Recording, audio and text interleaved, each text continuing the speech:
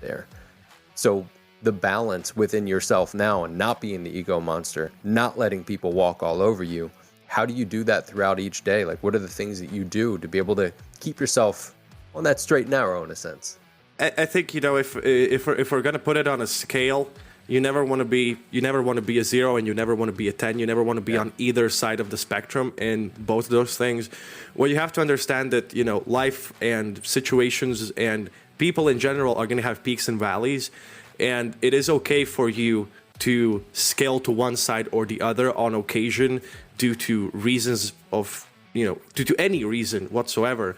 But it's all about figuring out, you know, at which point do you need to stop and at which point do you need to move between one or the other. Because you're never going to be a straight arrow. You're never going to be the same guy or the same girl every single day. That's just not how it works. There's too many variables to life to be consistent 100% of the time. Mm-hmm. So for me, I guess the biggest lesson was to go through being both aspects and having to almost do it twice, because, you know, when I was a kid, I was a complete doormat. When I became a young adult, I was exactly the opposite. So I had a full range of both of these things happening in my life for extended periods of time, where I could identify, okay, this is, let's just say, fun behavior. This is toxic behavior. What's the difference? The difference is toxic behavior, people get hurt. In fun behavior, everybody's having fun.